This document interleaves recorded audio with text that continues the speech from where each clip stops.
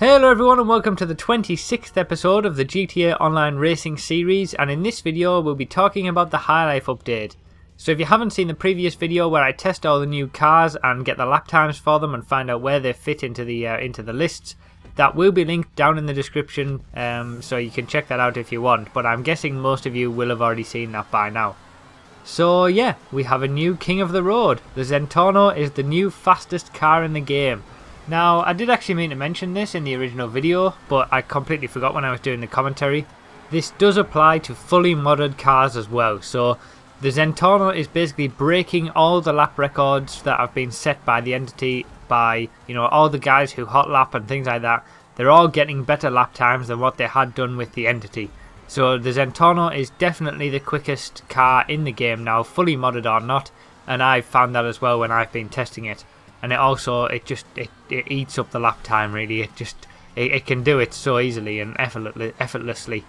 So yeah, basically we have a new fastest car in the game, but I'm not going to talk about that just yet because I want to address something to do with the Z-Type. Now, there have been reports that the Z-Type has been nerfed, so it's a lot slower, and this is true. The Z-Type is no longer the quickest sports classic car in the game. But it's not enough just to say that, and certainly don't go rushing out and just getting rid of your Z-Type and buying a Monroe straight away. We first have to actually have a look at what's actually happened and why the Z-Type has been nerfed. And when you look into it, it's actually a mistake, and Rockstar didn't intend to do it. So, as you probably know by now, one of the improvements from this patch is that you can buy a Banshee with the roof open or the roof down. Same with the Stinger. Those cars that had two variations, you can now choose between them rather than just having to, get the luck of the draw really and see if you can actually, get it just by being lucky. So, to change that, to actually make that possible for you to do, Rockstar have had to change the handling file that they used. So they used to use a handling.dat file, which was just a data file that included all the performances of all of the vehicles. And it included, and I've linked it before in one of my videos, includes all of the how much traction they have, top speed, all that kind of stuff. And they've changed the way that that's displayed, so they've changed it from a .dat file to an XML file. Now that doesn't actually affect us, on a normal situation that doesn't change how we play the game. It's basically just all the same information, but carried over to a different, displayed in a different way. However, the problem is that they've forgotten to include all of the differences and the changes that have been done throughout the game in terms of the patches. So all the way back in patch 1.01 we had a change to the Z-Type. So the Z-Type was given better brakes, it had much higher traction, it was given just a general buff, more horsepower, higher top speed. It was just given a massive buff, and that was back in the very first patch of the game. Obviously I did all my testing after that, so that's why the Z-Type ended up being first. But obviously in the initial instance, if I'd tested before then, the Z-Type would have been as slow as it is now. So that was all the way back in patch 1.01, and also in patch 1.08 they changed the Sand King from 2-wheel drive to 4-wheel drive. There was also a few different changes as we've gone along, mainly to planes and in terms of the top speed of the planes, but that's pretty much been the only differences to the cars. And when people are saying the allergies changed and this car's changed, that car's changed in terms of handling, they haven't really. I'll link it down in the description so you can check it for yourself and see what's actually changed, and it's very little really. So yeah, those are all the little changes that have happened in all the patches since 1.01. Now when they've changed it back to the XML file and introduced an XML file, they've used the original handling statistics from the initial part of the game. So they've forgotten to include all of those changes that have happened between the first 12 patches in this new XML file. So basically, Rockstar know about this. They know that the Sand King is now 4-wheel drive, is now 2-wheel drive instead of 4-wheel drive, and no doubt they know about all of the other issues as well.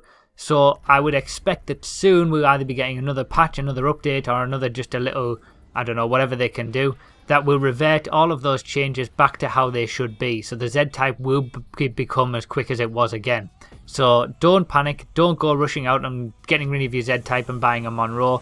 At the moment, yes, it is slower and it has been nerfed, but it wasn't intended, so it will be getting put back to how it should be soon enough, hopefully anyway. But obviously I will keep you up to date on when that happens and when they do revert it back. But for now, let's actually start talking about the proper High Life update and the vehicles that were introduced there. So we'll start with the thrust then, obviously, because we started the original video with that. And yeah, although it was a disappointment in terms of racing performance, I guess it does kind of fill a role. You know, it's kind of one of those freeway traveller bikes. It's got really good top speed, and probably I would have to say, you know, the Barty used to be, when it was wheeling, the Barty used to have the highest top speed of any vehicle in the game, in any land vehicle anyway. But I would say probably, if you can get the space to do it, the thrust might actually take that from it. You know, with wheeling, it does have an incredibly high top speed, so that's something to think about there. But obviously it's no good with corners, so it's a good for sort of a run around the outside of Los Santos on the highways, but anything other than that, it's not that great really, and it certainly doesn't react to curbs very well. So yeah, next up we had the Huntley S. Now the Huntley S was fantastic. Compared to all of the other SUVs, it just blew them away. It was so quick. It had such a nice balance to it. You know, it hunkered to the ground nicely. It was really quick just in general. And it was just so much better than the other SUVs. It's basically become the exemplar of the SUV's class. You know, it's just in a class of its own. And you have to have one of those if you intend to race SUVs, really. Now it is four doors as well, so 4 people can get in it. So it's a pretty good car for that purpose as well, because you know it's quite big, quite strong. It does very well off-road because it's obviously 4-wheel drive, being an SUV. So it's quite a good car. Although it isn't quite as quick as an Exemplar, because obviously you know the Exemplar is miles quicker in terms of the four-door cars. It's probably quite a good bit of transport for your friends and things like that. So yeah, it's a really good introduction there, and it was the first vehicle that actually managed to get a top spot in its class. One of the first DLC vehicles to do it. So obviously, you know, that was a bit of it wasn't really a surprise, but it was a nice little thing for a nice little claim to fame, so to speak. So let's get on to the kind of business end of it, and the one that the kind of the 2 cars that everybody were talking about. So the Massacro was probably, I would say, in the video a little bit overshadowed by the Elegy. Again, you know, what sports car isn't overshadowed by the Elegy? But the Massacro is, you know, it's our second quickest car in the game, and that's a very solid second place there, because it was, you know, it's about 6 or 7 tenths quicker than the Jester. And it's very nice. It's a very nice car. I mean, the traction levels of it, in terms of the stats that you see, don't really do it justice, and I wasn't expecting it to go so well. But it's basically just a really nicely balanced car. You know, it's basically what the Carbonizer would be with a bit better traction. But it even has better acceleration than that. You know, it's got fantastic acceleration, really good top speed. It obviously doesn't have the extreme high levels of traction that the Elegy has, but no other sports car does. And you know, it's just a very nice car to drive. It's actually become one of my favourite cars in the game. I've fully modded it up, and when it is fully modded, it does tend to suffer from a little bit of understeer, but certainly nowhere near the amount that the Jester does. However, all of the sports cars really are very balanced after the Elegy. You know, you've got the Jester, the Massacro, the 9F, the Feltzer. You could probably even throw in the Comet and the Carbonizer and the Corvette. Are all very well balanced when it comes to being fully modded, and you could certainly race all of those together and have quite an interesting time of it. But obviously they are all second to the Elegy. But yeah, you know, it's a wonderful little car to drive. I really enjoy it. It's definitely one of my favourite cars to drive, just because it is so well balanced, and it's quite rare to see that from a rear wheel drive car. You would expect the back end to be sliding out a little bit, and it is, you know, it's our second quickest car in the game stock, and sort of equal to all of the other sports cars really when it's fully modded. So yeah, a great little car there. And really, you know, I couldn't not do this video without talking about the Elegy, I suppose, because that time that the Elegy got was ridiculous. You know, that lap time puts it, I think, 4th out of all of the cars in the game in the testing that I've done. You know, that 58.3, I think the Turismo got a 58.1, and then obviously the Entity and the Zentorno were in the 57s. But the Elegy is such a quick car. I mean, I hadn't actually talked about this, and I was intending to in a video before this, but the Elegy has been getting better lap times than the Entity on quite a few tracks. For example, on cutting corners, before this update came out, the Elegy actually had the best lap time. The same for a few of my crew people who were doing Los Santos Grand Prix hot lapping. The Elegy had the best lap time there as well. It's such a well balanced, and the traction levels of it are so high that it's just a fantastic car. It's utterly dominant in the sports class. Don't let anyone tell you any different. The Elegy, if driven correctly, cannot be beaten. Simple as that. So yeah, you know, it should be a supercar technically. It should be in the supers class. That's how quick it is. But yeah, you know, it's just fantastic. That lap time that it got was ridiculous, and it's just so good. So yeah, you know, it's a shame really for all of the other sports cars. They do get a little bit overshadowed by the Elegy, but you know, what can you do? It's just a fantastic car, and it was certainly a surprise, and it was deserving of being featured in 2 videos really, with that kind of lap time that it got. So obviously I did talk about this a little bit in the main video, but the reason why I didn't get that lap time the first time round is, like I said, I just didn't appreciate the high levels of traction that the Elegy had. You know, it takes a little bit of knowledge to be able to use those traction capabilities to its fullest, and you can just basically turn in and keep the power on, and it will turn and turn and turn, and you don't know that until you actually try it and get some experience with it. And you know, it was already the fastest car, the fastest sports car in the initial testing after I'd done that, so I didn't really need to go and push it more or anything like that. It was already the quickest. I'd already done all the lap times for the others.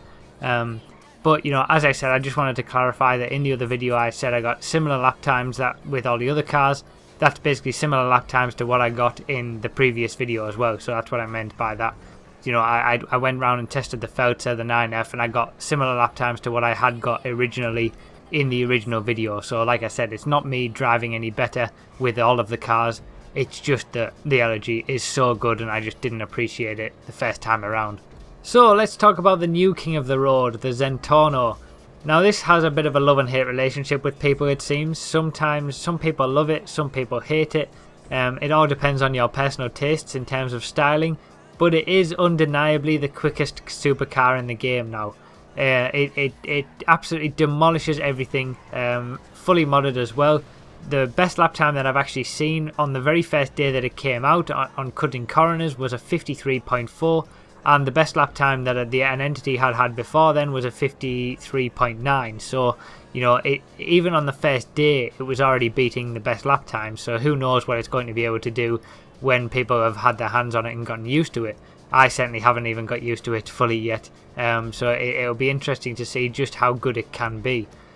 But yeah, it's whether you love it, the styling, or hate the styling of it, it is the quickest supercar in the game. It's absolutely fantastic, and it kind of follows the same theme as all of the other cars in this update really, in that it's just really well balanced. It doesn't have the highest levels of traction, you know, it doesn't have the levels of traction that the entity has, but it just uses it a whole lot better. Obviously it's got really good acceleration, really good top speed, really good brakes, and obviously the hidden stats of it will be really good as well. It's just that it utilizes the traction that's available to it much better, and it just feels much more like a thoroughbred racing car. You know, the entity and the Adder and the Turismo, they all have little weaknesses, little areas where they don't feel quite right. The Zentorno is a true racing car, and you know, you have to have some skill to be able to use it as well. It's not just a case of just turning the corners and it will stick. You know, there is a bit of finesse that you need to get it around the corners, and if you do that, you will get those quick lap times. So I'll just take a little bit of a pause to talk about the footage. So obviously this is me and my entity, so this happened quite a while ago, and it's on Vespucci Dreams, which is a track that I'm not that really good at because I haven't raced it that much. I'm the first to admit that. But you'll see kind of the difference because the race after this is a non-contact race on the same track. So you'll see the difference between a contact race, how a contact race could go, and a non-contact race as well. Now everyone is reasonably good in both of the lobbies, but sometimes in these contact races you do get a little bit of messiness going on some of the races, and that's just unavoidable. That will happen. But yeah, I'll talk more about non-contact in a while, but I just wanted to point that out, that you're basically watching two variations of the same thing, the same track with similarly skilled people, just one is contact on and one isn't.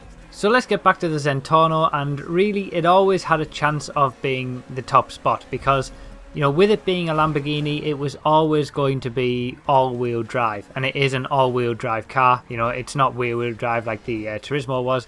It's an all-wheel drive car, and as I've mentioned in previous videos, all-wheel drive is pretty dominant in terms of the top cars in the game. So it always had that up its sleeve, but I don't think anyone really expected the high levels of performance that it actually has. You know, when I first looked at it in terms of the traction stats on it, I didn't think that it was actually going to be the top spot. You know, I thought, oh, it might be quite quick. It'll probably be second maybe, but it probably won't beat the Entity just because it doesn't have the traction capabilities. But as I've said in previous videos, you can't just look at the stats and expect things are going to just happen because of that. I fell into my own little trap there, really. The stats lie to you, and the fact that the Zentorno just uses the traction so much better than the Entity does, and has, you know, just all round, you know, better performance shows that as well. So it's just a fantastic car. I really personally like the look of it as well. I never really liked the Entity, I have to say. The Entity was kind of boring to me. I only really had it because it was the quickest supercar. So I'm quite happy to get rid of it finally now and get that Zentorno, which for me looks a lot better. And obviously the way that the doors open is just fantastic with it. So yeah, whether you like it or you hate it, it is the quickest now. I'm sure everybody will be using it. You know, it's not going to be exactly a rare car. It's certainly not going to be unique. But, you know, I don't care. It's just, it looks fantastic. So it's a better change. If everyone's going to have an Entity or a Zentorno, I'd rather have them have a Zentorno. So yeah, we've basically gone over all the cars now, and the only thing left to really talk about is the non-contact race option, which for me feels a little bit weird. It does, it really does. It just, the way that everybody can choose the same line going into a corner, everybody just, you know, goes through each other, it feels a little bit weird. Now, for me personally, I'm not a hot lapper. You know, I'm not someone who spends a good portion of time on my own going around a track, getting the best lap times for a certain track and learning the absolute best ways to brake. Obviously I do that with car testing, but for just personal improvement I generally don't do that.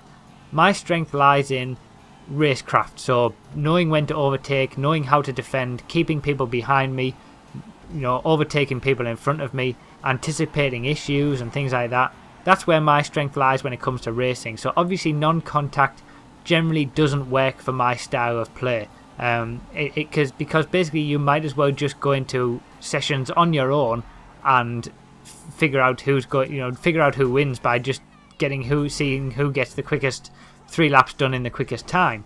But it does have its place, you know, although it feels a little bit strange, especially, you know, when you're going to brake for a corner and there's 8 other people ghosting through you and it's quite difficult to know when to brake. It certainly does have its place. You know, I can understand in public lobbies, I would probably put it on if it was causing a problem. If there were other people in the lobby causing a problem, I would just put non-contact on for a couple of races until they left, no doubt, because they'd get wrecked. But, you know, when it comes to actual proper racing on the game, I much prefer it when contact is on. And that even, you know, I don't mind getting knocked off in every couple of races as well, you know, getting hit, having a bit of a variety with that sort of thing.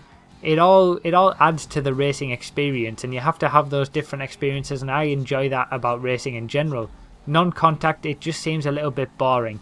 Now, having said that, you know, people will make mistakes in non-contact races. You know, that pressure is still there of someone behind you or someone in front of you.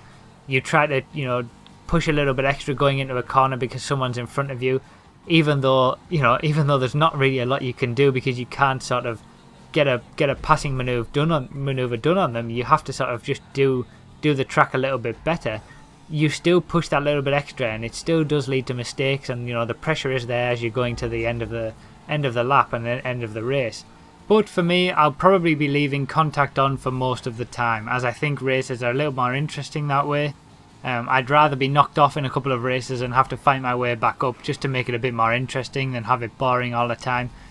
But, you know, as I said, it has its place. If I'm in a normal lobby and some idiots start coming in and start knocking people off, then obviously I'll just put non-contact on. We'll all destroy them for a couple of laps, a couple of races, and then as soon as they leave, revert back to contact. So at least it gives that option there, and that's what's good about it. It gives us the option if we want it to have it. So yeah, thanks a lot for watching everyone. I hope you've enjoyed this. Leave all your comments down below of what you think about the new cars, the Z-Type and the problems there, and obviously non-contact racing. Let me know all your thoughts about all of that down below. And you know, thank you once again, because the previous video showing all the fastest cars, the update has got really good views and likes and things like that. So I really do appreciate all the support. It makes all of the hard work that I put in to get that video out to you guys worth it, really. So thanks a lot for that. I really appreciate it. Thanks a lot for watching as well, and I'll see you next time.